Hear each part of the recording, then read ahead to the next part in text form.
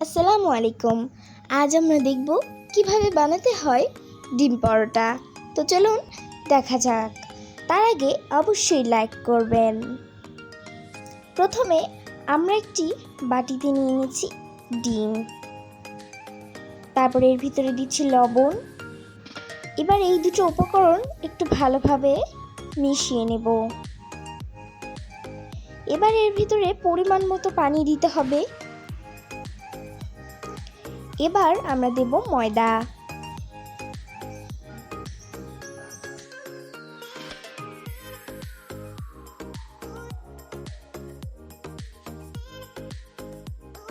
এর ভিতরে ময়দাটা দিয়ে দিচ্ছি, দিয়ে খুব ভালোভাবে ঘেটে নিচ্ছি। কিছুক্ষণ পর ঠিক এরকম কালার চলে আসবে এবং ডোটা তৈরি হয়ে যাবে। এটা পাশে রেখে আমরা একটি বাটিতে পেঁয়াজ কুচি, মরিচ কুচি এবং লবণ দিয়ে মেখে নিচ্ছি। এবার একটি থেকে দুটি ডিম দিচ্ছি। আমি এখানে দুটি ডিম দিচ্ছি, আপনারা চাইলে একটিও দিতে পারেন। এবার সবগুলো একসাথে মেশাবো। এবার আমরা ফ্রাই প্যানটিকে বসিয়ে দেব চুলার উপর।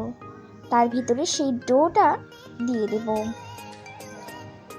রুটির মতো করে চারপাশে ছড়িয়ে দিব। কিছুক্ষণ পর এরকম হবে, আমরা নাড়বো। এপিঠ ওপিঠ যাতে খুব ভালোভাবে হয় সেটা মনে রাখতে হবে এবং সব করতে হবে। তারপরে আমরা যে ডিমটা রেখেছিলাম সেই ডিমটা দিয়ে দেব। এর উপরেই সেই পরোটাটি দিয়ে দেব। পরোটা দিয়ে দিচ্ছি।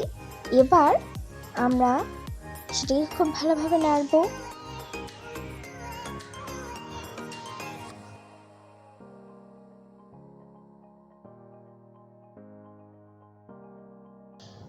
এবার উল্টা পিঠ করব।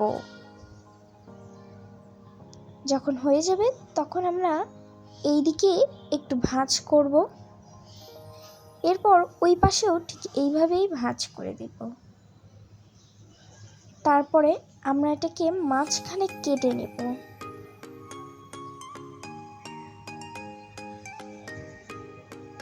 তারপর এগুলোকে তুলে নেব।